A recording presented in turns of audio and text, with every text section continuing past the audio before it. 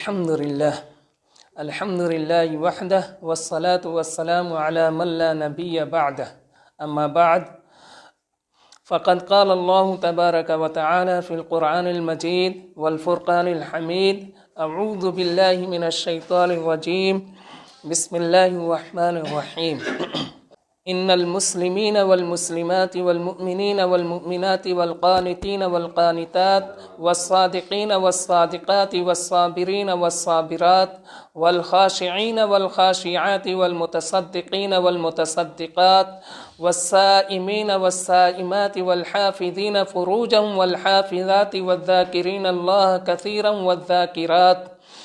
والذاكرات أعد الله لهم مغفرة وأجرا عظيما صدق اللہ العظیم۔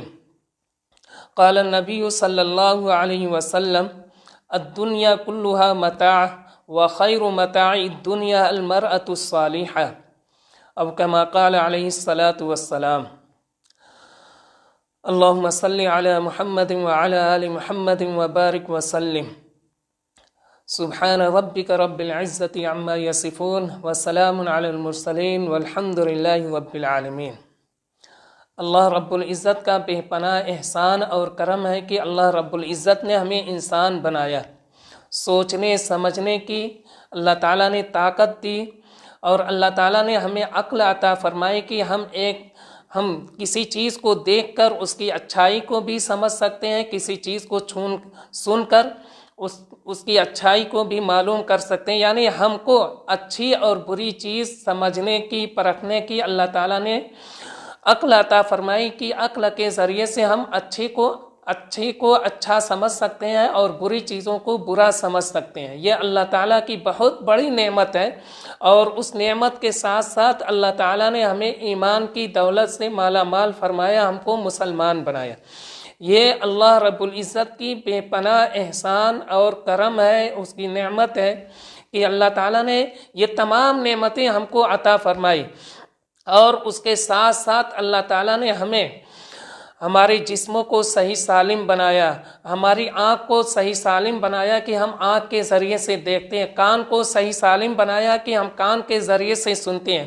اسی طریقے سے اللہ تعالیٰ نے ہمارے ہر اعضاء کو صحیح بنایا اور کام کرنے والا بنائے، جس سے ہم اللہ تعالیٰ کی چیزوں کو، نعمتوں کو دیکھتے ہیں، اور اللہ تعالیٰ کی اور دی ہوئی نعمتوں کو استعمال کرتے ہیں، کھاتے پیتے ہیں، ٹہلتے ہیں، سب کچھ اللہ تعالیٰ کا دیا ہوا ہے، ہم اس کو استعمال کرتے ہیں۔ یہ اللہ تعالیٰ کی بہت ہی بڑی نعمت ہے کہ ہم اس کا احسان اور ہم اس کا شکر ادا نہیں کر پاتے، اور اللہ تعالیٰ نے ہمیں صرف یہ کہا ہے کہ تم لوگ میرے احکام کو مانو، یہ میری نعمتوں کا شکریہ ہو جائے گا۔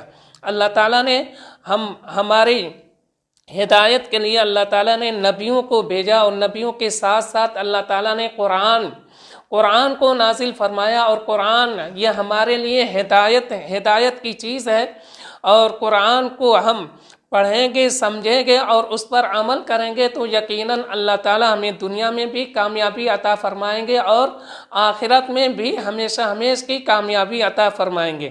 اور اللہ تعالیٰ نے قرآن میں اتنی اچھی باتیں ارشاد فرمائی ہے، بیان فرمائی ہے کہ ہم اگر کسی ایک بات پر بھی عمل کر لیں گے تو انشاءاللہ ہم دنیا میں بھی کامیاب ہو جائیں گے، اور مرنے کے بعد جو ہمیشہ کی زندگی آئے گی اللہ تعالیٰ اس میں بھی ہمیں کامیابی عطا فرمائیں گے۔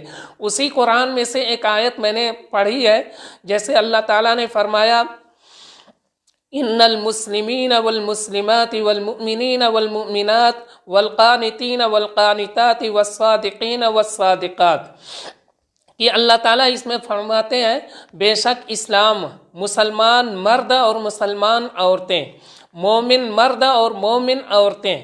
تو اب دیکھیے یہ بہت سی صفات کو اللہ تعالیٰ نے بیان فرمایا، پھر آگے چل کے اللہ تعالیٰ نے فرمایا اعد اللہ لهم مغفرۃ واجرا عظیما، یعنی جو یہ تمام کام کرنے والے چاہے مرد ہوں چاہے عورتیں ہوں، اللہ تعالیٰ نے ان کے لیے مغفرت اور اجر عظیم تیار کر رکھا ہے، ان کے لیے مغفرت کا وعدہ فرمایا ہے اور ان کے لیے جنت کا وعدہ فرمایا ہے۔ تو اب دیکھیے اللہ تعالیٰ نے جو فرمایا ہے کہ مسلمان مرد اور مسلمان عورتیں. تو مسلمان کس کو کہتے ہیں؟ تو مسلمان کے معنی کیا ہے کہ آسان لفظ میں یہ سمجھیے کہ مسلمان وہ ہے جو اسلام کے احکام پر عمل کرنے والا ہو، اس اسلام کے احکام پر چلنے والا ہو. جیسے اسلام اللہ تعالیٰ نے ہمیں حکم دیا ہے نماز پڑھنے کا، تو ہم نماز پڑھنے والے ہوں. روزہ رکھنے کا حکم دیا، روزہ رکھنے والے ہوں. زکوٰۃ کا حکم دیا، زکوٰۃ دینے والے ہوں. یہ تمام کی تمام جو نیک عمل کرنے والے ہیں وہ اسلام ہے. اس کے بعد اللہ تعالیٰ نے فرمایا والمؤمنین والمؤمنات، مومن مرد اور مومن عورتیں. مومن مرد مومن عورتوں سے مراد یہ ہے کہ ایمان والے مرد اور ایمان والے عورتیں. ایمان کیا ہے اور اسلام کیا ہے؟ اسلام تو ہوا ہے کہ ہم نیک کام کرنے والے ہیں، اور ایمان یہ ہے کہ ہم دل سے اللہ تعالیٰ کے تمام احکام کو ماننے والے ہوں. یہی اسلام، یہی ایمان ہے. تو ایمان اور اسلام دونوں ایک ہی چیز ہے، لیکن ظاہری عمل کا نام اسلام ہے اور دلی عمل کا نام ایمان ہے. یعنی دل سے بھی ہم اللہ تعالیٰ کے احکام کو ماننے والے ہوں اور ظاہری طور پر اللہ تعالیٰ کے احکام پر عمل کرنے والے ہوں، تب تو ہم مسلمان بھی ہیں، ہم ایمان والے بھی ہیں. اور اگر ہم دل سے تو مانتے ہیں لیکن نیک کام کو نہیں کرتے، نیک باتوں پر عمل نہیں کرتے، تو ہم دل کے اعتبار سے تو ایمان والے ہیں لیکن حقیقتاً ظاہری اعتبار سے ہم مسلمان نہیں ہیں. تو لہذا ہمیں بھی ہر اعتبار سے، دل کے اعتبار سے بھی، اندر سے بھی مسلمان ہونا ہے، ایمان والا ہونا ہے، اور باہر سے بھی مسلمان ہونا ہے. آگے اللہ تعالیٰ نے فرمایا والقانتین والقانتات، فرما بردار مرد اور فرما بردار عورتیں. فرما بردار مرد اور فرما بردار عورتیں کا مطلب یہ ہے کہ اللہ تعالیٰ نے جن چیزوں کو کرنے کو کہا ہے اس پر عمل کرنے والے ہوں، اس کو کرنے والے ہوں، اور اللہ تعالیٰ نے جن چیزوں سے ہمیں منع کیا ہے اس سے بچنے والے ہوں، اس سے رکنے والے ہوں، اور اپنے آپ کو ان برے کاموں سے بچانے والے ہوں. تو یہ فرما بردار مرد اور فرما بردار عورتیں ہیں. ایسے لوگوں کے لیے اللہ تعالیٰ نے جنت کا وعدہ فرمایا. اور آگے اللہ تعالیٰ نے فرمایا والصادقین والصادقات، سچے مرد اور سچے عورتیں. یعنی کامیاب کون لوگ ہیں؟ وہ سچے مرد اور سچے عورتیں ہیں. اب سچے کیا ہے؟ سچ کے معنی ہم سچ کو تو ہر ایک جانتا ہے سچ کیا ہے. اب سچے سے مراد یہ ہے کہ ہم بات کے اعتبار سے بھی سچے ہوں اور کام کے اعتبار سے بھی سچے ہوں. یعنی اندر سے بھی ہم سچے ہوں اور باہر سے بھی سچے ہوں. اگر کسی سے کوئی بات کرنی ہو تو ہم اس میں سچ بولیں، اور کوئی کام ہم کو کرنا ہو، کسی کے لیے ہمیں کوئی کام کرنا ہو یا کوئی کسی کے لیے کچھ کرنا ہو، تو اس کے فائدے کی چیزیں ہم اس کو کرنے والے ہوں، فائدے کی چیزیں اس کو پہنچانے والے ہوں. نہ یہ کہ وہ دیکھنے میں تو ہم اس کا کام کر رہے ہیں لیکن ایسا کام کریں کہ اس کو بعد میں چل کے نقصان ہو. تو ایسے کام سے بھی اللہ تعالیٰ نے منع فرمایا. ہم ہر اعتبار سے سچے ہوں کہ بات کے اعتبار سے بھی سچے ہوں اور عمل کے اعتبار سے بھی سچے ہوں، تب اللہ تعالیٰ نے ہمارے لیے کامیابی عطا فرمائی. اسی طریقے سے اللہ تعالیٰ نے فرمایا آگے والصابرین والصابرات، صبر کرنے والے مرد اور صبر کرنے والی عورتیں. صبر کے معنی کیا ہوتا ہے؟ کہ صبر کے معنی ہوتا ہے جھیلنا، برداشت کرنا. اب یہ کہ صبر بہت سی شکل میں صبر ہو سکتا ہے. جیسے مثال کے طور پر ایک نیکی پر صبر کرنا ہوتا ہے. نیکی پر صبر کرنے کا مطلب یہ ہے کہ ہم کوئی نیک کام کرنے جا رہے ہیں تو ہم کو جو پریشانی، اس نیک کام کرنے میں جو پریشانی آ رہی ہے، اس پریشانی کو برداشت کرنا، صبر کرنا، یہ بھی نیکی پر صبر کرنا ہے. اس کی مثال ایسے سمجھیے، ٹھنڈک کا موسم چلتا ہے تو ہمیں نماز پڑھنی ہے، نماز کے لیے تو وضو کرنا ضروری ہے.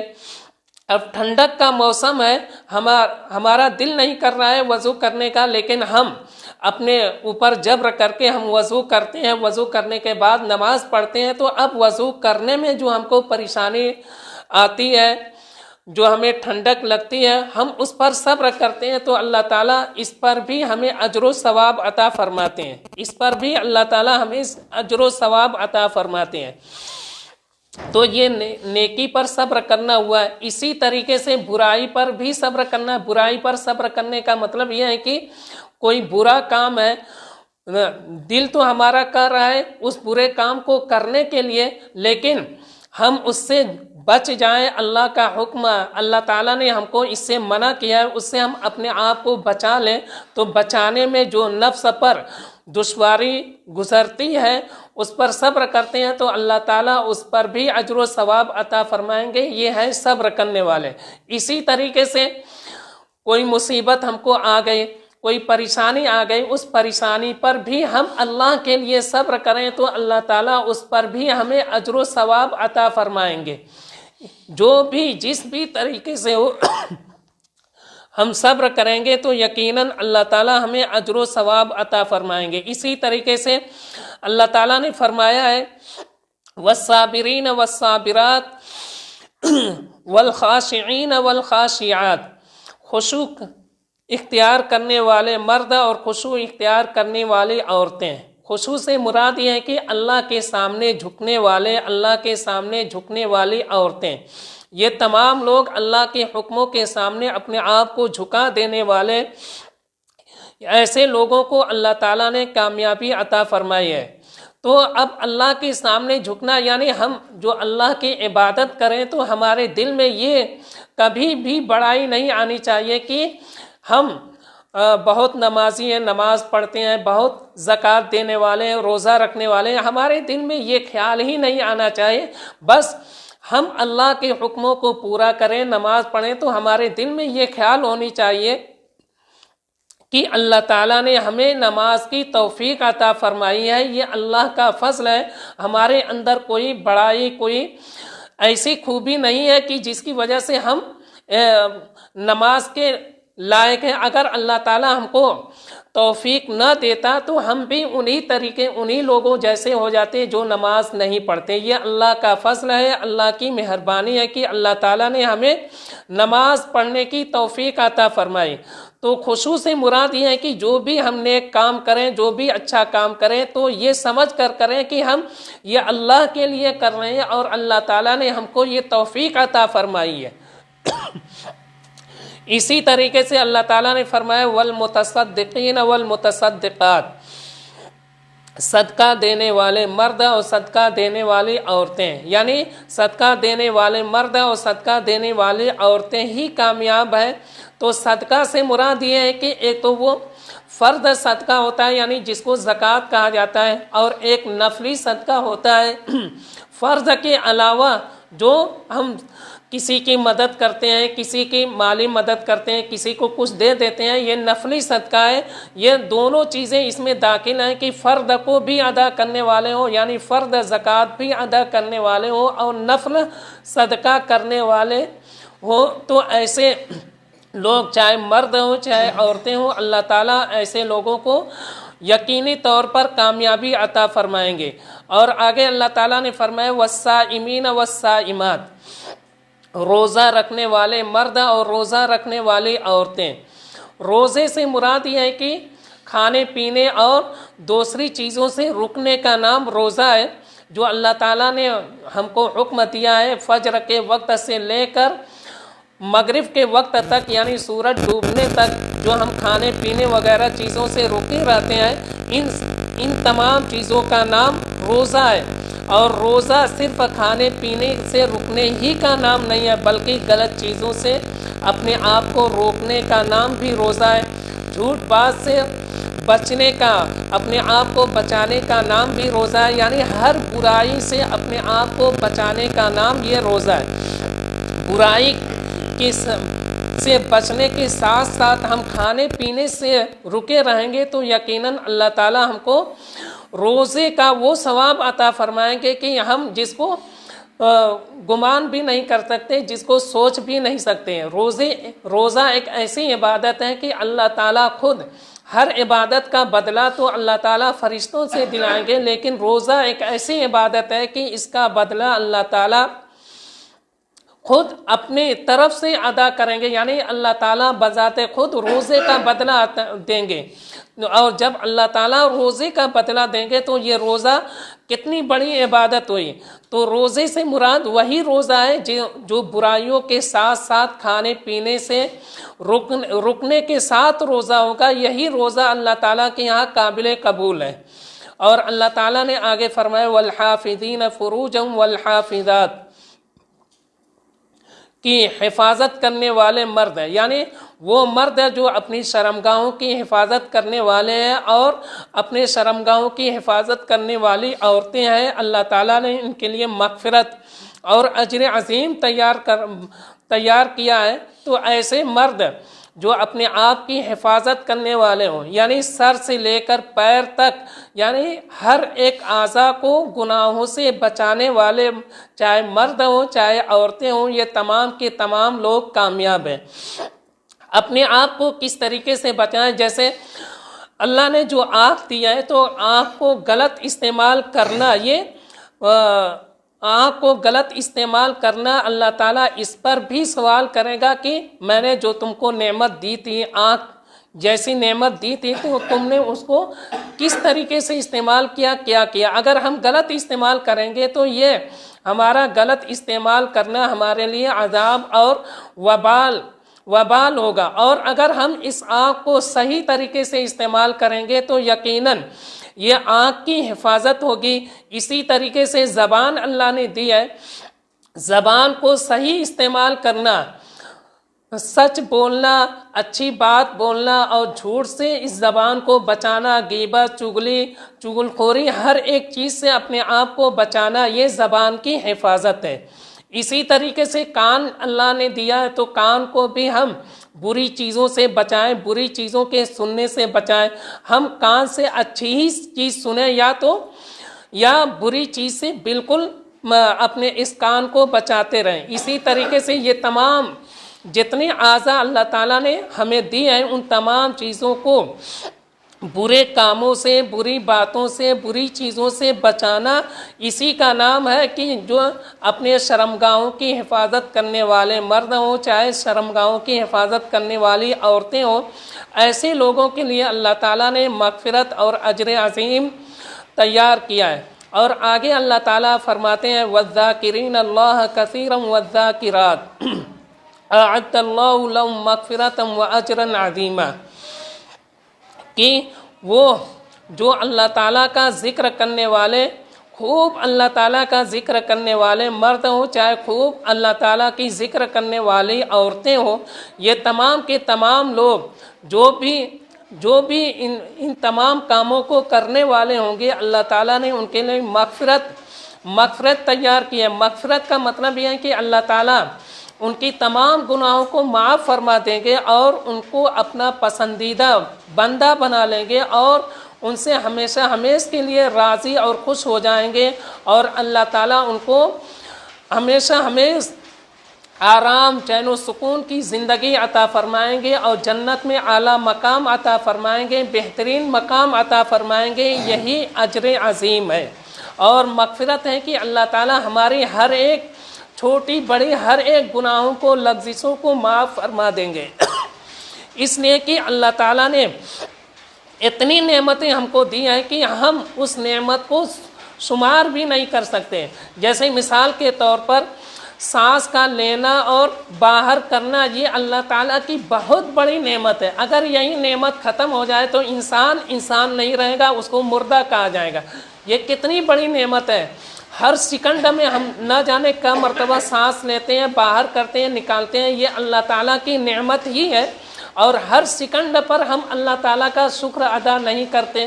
تو لہذا جو اللہ نے ہم کو ہر وقت نعمتیں دی ہیں، ہم اس کا بھی شکریہ ادا نہیں کرتے. تو یہ سمجھ لیجیے ایک طریقے سے اللہ تعالیٰ کی نافرمانی ہوئی، اللہ تعالیٰ کی ناشکری ہوئی.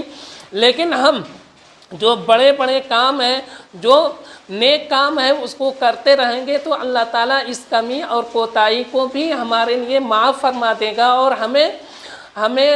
ہمارے لیے ہمیشہ کی زندگی، چین و سکون کی زندگی عطا فرمائے گا اور جنت میں اعلیٰ سے اعلیٰ مقام عطا فرمائے گا. اور وہ جنت ایسی جنت ہے دنیا میں جتنی نعمتیں ہو سکتی ہیں، جتنے آرام کی چیزیں ہو سکتی ہیں، جتنی اور بھی ہو سکتی ہیں، اس کے علاوہ بھی اگر ہم اس کو سوچیں سمجھیں اور ہر طریقے سے، تو اس سے نہ جانے بدرجہ بہتر جنت کی چیزیں ہوں گی۔ جنت کے بارے میں اللہ تعالیٰ نے فرمایا کہ میں نے اپنے بندوں کے لیے ایسی نعمتیں تیار کی ہیں جس کو نہ کسی آنکھ نے کبھی دیکھا ہوگا اور نہ کسی کان نے کبھی سنا ہوگا اور نہ کسی کے دل پر ان نعمتوں کا کبھی خیال بھی گزرا ہوگا۔ یعنی ایک ایسی نعمت ہے، ایسی نعمتیں ہیں کہ دنیا اس کی مثال ہو ہی نہیں سکتی۔ دنیا سے لاکھوں درجہ بہتر اللہ تعالیٰ جنت میں وہ نعمتیں عطا فرمائیں گے۔ تو ان نعمتوں کے لینے کے لیے تو کم سے کم کچھ نہ کچھ تو اپنے آپ کو اللہ کے حکموں پر لگانا ہوگا۔ جب ہم اللہ کے حکموں پر لگائیں گے اور اللہ کی منع کی ہوئی چیزوں سے بچیں گے تو یقیناً اللہ تعالیٰ ہم کو ہمارے لیے مغفرت یعنی ہماری لغزشوں کو، گناہوں کو معاف فرما دیں گے اور ہمیں اجر عظیم عطا فرمائیں گے، جنت عطا فرمائیں گے۔ یہ اللہ تعالیٰ کی کتنی بڑی نعمت ہے۔ قرآن کی شکل میں اللہ تعالیٰ نے ہم کو نعمت دی ہے کہ ہم قرآن پر عمل کریں اور اس کو پڑھیں، اس کو سمجھیں اور قرآن کے احکامات کے مطابق اپنی زندگی کو گزاریں تو یقیناً اللہ تعالیٰ ہمیں کامیابی عطا فرمائیں گے۔ اور اگر اسی کے برعکس ہم اپنی زندگی کو قرآنی احکام کے مطابق نہیں بلکہ اپنی دلی خواہش کے مطابق جو ہمارا دل کرتا ہے وہی کرتے ہیں تو اللہ تعالیٰ اس پر بھی ہم سے سوال کرے گا، پوچھے گا کہ میں نے تم کو زندگی دی تھی تو تم نے زندگی کہاں گزاری، کس طریقے سے گزاری۔ ہم کو ہر ایک چیز کا حساب دینا ہوگا، ہر ایک چیز کے بارے میں اللہ تعالیٰ کے سامنے ہم کو جواب دینا ہوگا اور بغیر جواب دیے ہمارا قدم ہل نہیں سکتا۔ تو ہم خود اپنے آپ کو جو اللہ تعالیٰ نے ہمیں دین کی شکل میں جتنی بھی معلومات ہم کو دی، اچھی چیزیں دی، ہم اس پر عمل کریں اور گناہوں سے بچتے رہیں تو اللہ تعالیٰ اسی کی بدولت ہماری آئندہ زندگی کو دین کے مطابق بنائیں گے اور ہماری جو زندگی باقی ہے اس کو دین کے مطابق بنائیں گے اور جو زندگی گزر چکی ہے جو اللہ تعالیٰ کی نافرمانی کے بغیر اللہ تعالیٰ کی نافرمانی کے ساتھ گزری ہے تو اللہ تعالیٰ اس کو معاف فرما دیں گے اور ہمیں مرنے کے بعد ہمیشہ ہمیشہ کی چین و سکون والی زندگی عطا فرمائیں گے۔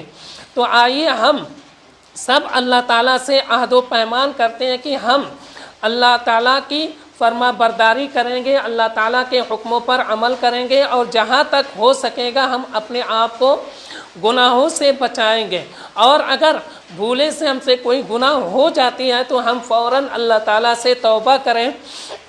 اس لیے کہ توبہ کرنے سے اللہ تعالیٰ بہت خوش ہوتے ہیں۔ جو شخص بھی توبہ کرتا ہے اللہ تعالیٰ اس سے ایسے خوش ہوتے ہیں کہ جیسے سمجھ لیجیے کہ کوئی گم آدمی مل جاتا ہے کسی کو تو وہ آدمی خوش ہو جاتا ہے، ایسے ہی اللہ تعالیٰ توبہ کرنے والے مومن مرد اور مومن عورتوں سے خوش ہوتے ہیں اور اللہ تعالیٰ ان کے گناہوں کو معاف فرما دیتے ہیں۔ یہ اللہ تعالیٰ کی بہت بڑی نعمت ہے اور اللہ تعالیٰ کا فضل ہے۔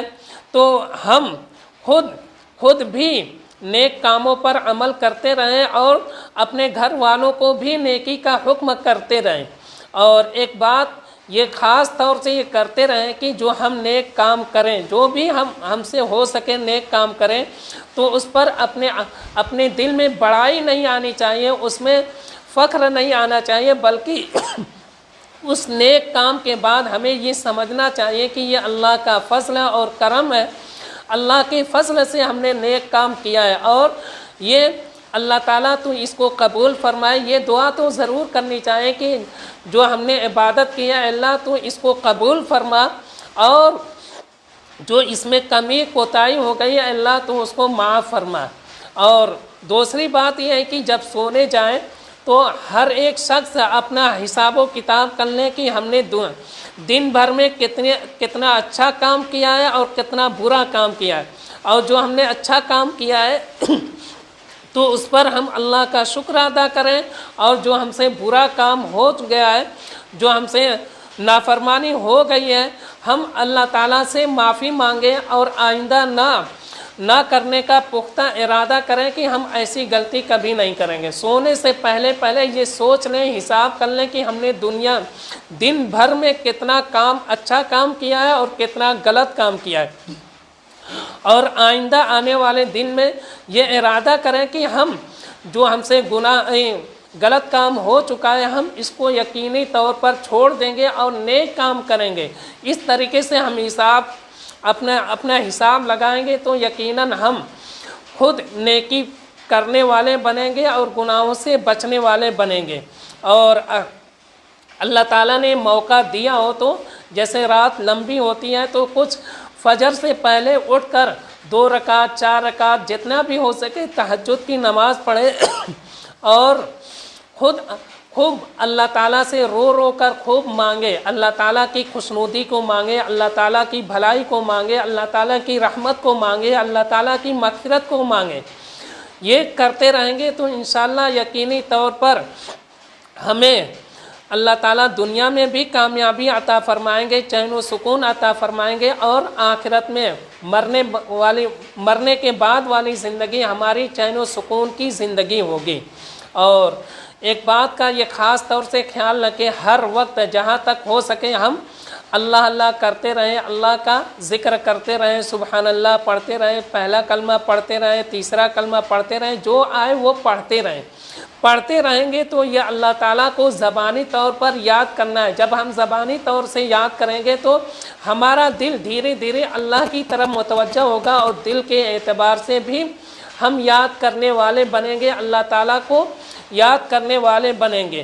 اللہ تعالیٰ ہمیں کہنے سننے سے زیادہ عمل کرنے کی توفیق عطا فرمائے، اور ہم سب کا خاتمہ ایمان بالخیر فرمائے۔